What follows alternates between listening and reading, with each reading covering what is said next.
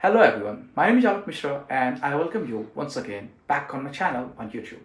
Today, I'm first of all feeling very happy to be back on my channel because it has, I think, more than 1 year that I did not create any videos for the channel. So today, I will not take much of your time and I'll be very brief, I'll be very short, and then I will also be very focused. This video is for those who want to qualify the upcoming NET examination. So if you want to qualify the NET examination in very few resources or by reading very few books, then this video is for you.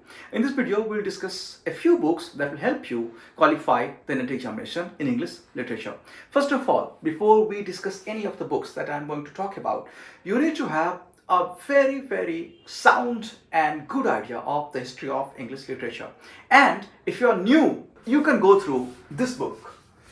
This is Edward Albert's History of English Literature, and this book will help you get a very good and a very quick idea of the entire history of English literature in a very short span of time. Like if you can go through these pages, about 700 pages in say like 10 or 12 days, then you can get a very good idea of the entire history of English literature in a very short time, but given that you pay full attention and you give it a good try.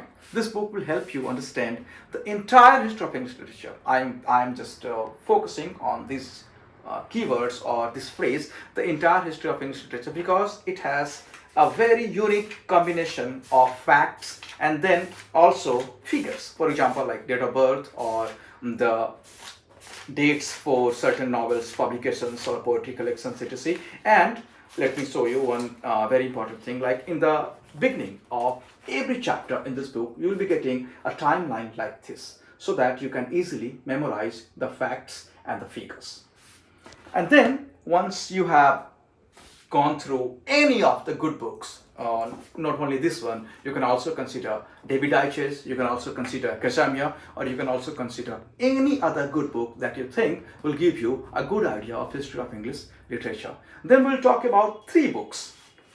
And when we talk about 3 books, the first one is Literature in English, pre-1914. If you can see the cover, this is a very important and very good book. Literature in English pre-1914. In this book, you will be getting the details in brief of major works and major authors before 1914. That is before the so-called or before the supposed modern era. And this is a very qualitative book focusing on the quality, not on the content. And that is why it is not bulky as you might see many other books are.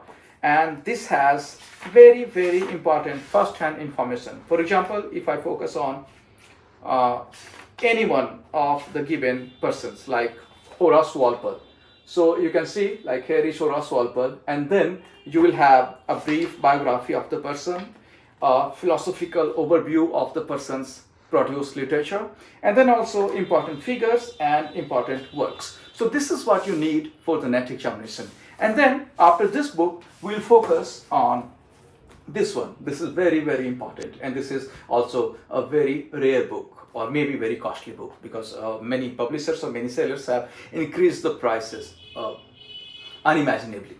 Now this is Literature in English post 1914, edited by certain Ian McCann. If you can see the cover, and then this has the same philosophy, but it focuses on a few things more. In this book, you can get the list of awards and awardees. You can also get the list of important works in important time phrases. You can also get a list of important publications in different genres. And then the chapters follow the same pattern. You find a person's name, and then you find the important works, then you find the biography, and then you find a simple and short philosophical overview of the literature produced by that person. And then we'll focus on another book which is, I think, also rare but very important. This is Studying Literature, the Essential Companion, and this has been edited by 3 authors, Goring, Horton and Mitchell.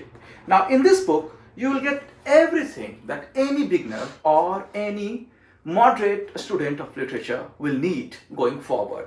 Now this has everything And when I say everything, it has important literary devices, important methods to use library, or important methods to study literature, or important suggestions to study literary theory. And it has also a brief overview of many important persons in different fields. For example, poetry, for example, novel, for example, literary theory, and many other things. And then it has also definitions of important literary words, literary terms.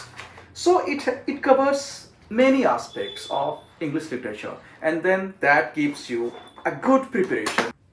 And then finally, if you find these books useful, you can get them. But after that, if you find something pinpointed, sharp, and something that we know as guide, then you can go for Atlantic's Guide for English Literature Native Examination. That is very useful. I think the recent publications should have already appeared in the markets.